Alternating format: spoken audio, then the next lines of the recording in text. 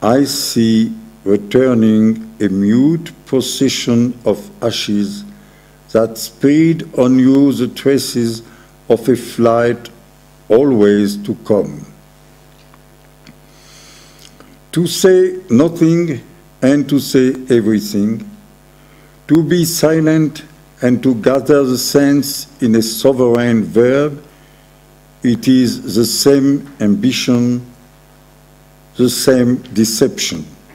Holy Book and Book in Ashes have the same text, color of soot, color of night.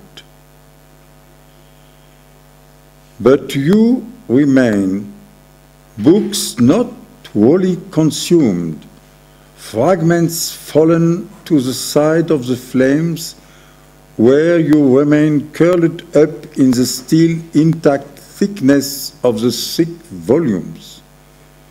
You still survive, blackened pages on which one can decipher the remains of a poem and be moved by its beauty as a ruin.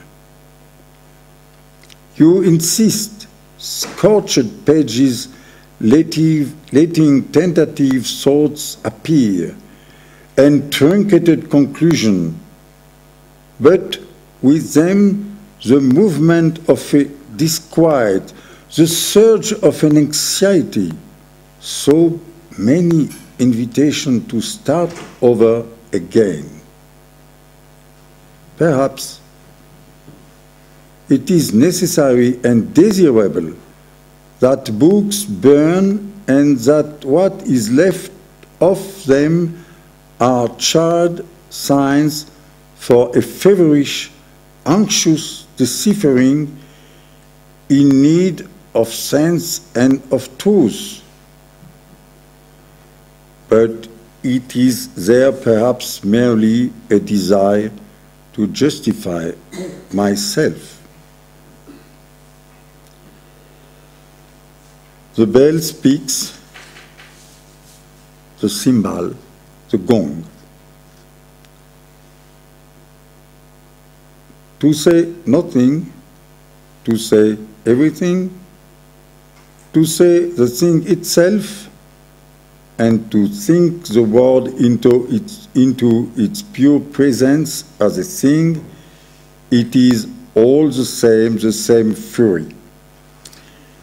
It is always to forget the caress of the sign, the light touch of meanings always distorted, never fulfilled.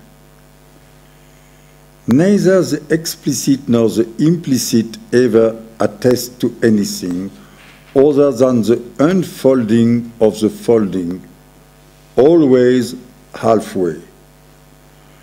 Not to say everything, but to let something be said of everything. And even perhaps something of nothing. The misery of knowledge is great. No less great is that of narrative, as long as one watches out for the end and expects the gain.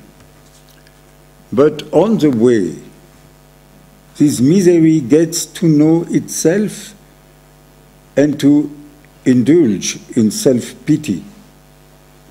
It thus does justice to itself.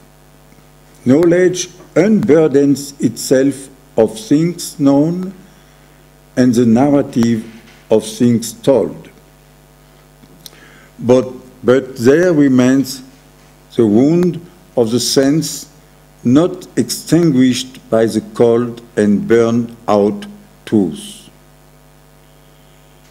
Such are the remains of books that will have set themselves ablaze, but he did not know anything about it, he who believed he had set them ablaze.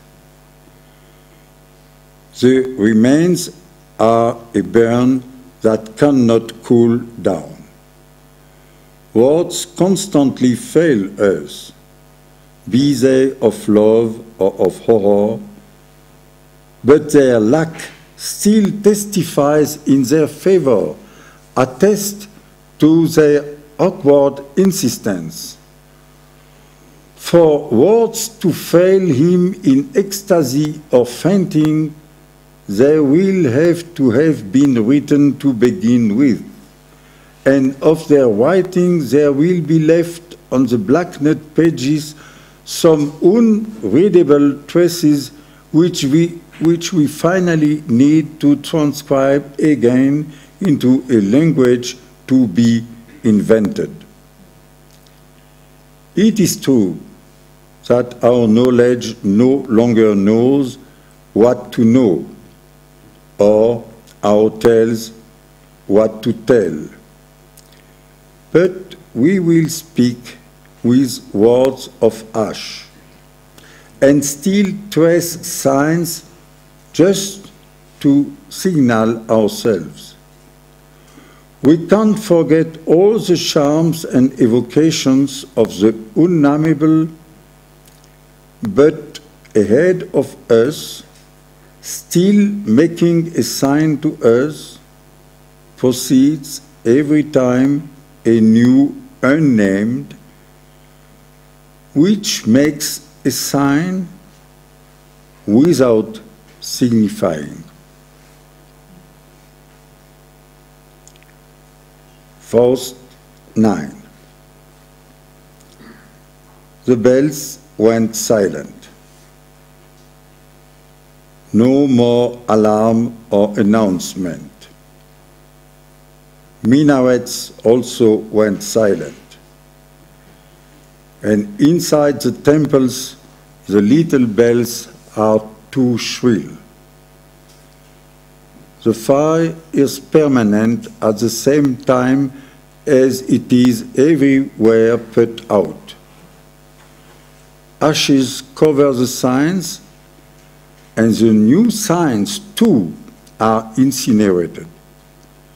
Everything has turned into cold lava and into stencil cut out by smoke on the walls of our libraries. No more alarm or announcement, since the worse is as certain as the better,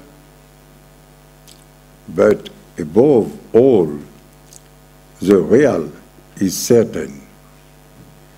There is no more future, because there is no more past. Nothing passes any longer, and everything holds suspended in a formidable hesitation that holds the present instant in an embrace. The present no longer presents itself, it lays itself down.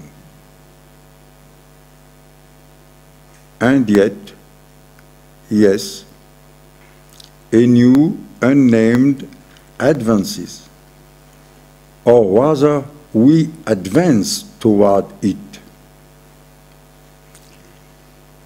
Yet, yes, at any moment I can open a volume of virgin pages and trace the first word of a language to be invented. Another burn can begin unbeknownst to us, because our unbeknownst is the exact knowledge of the unnamed. Thank you.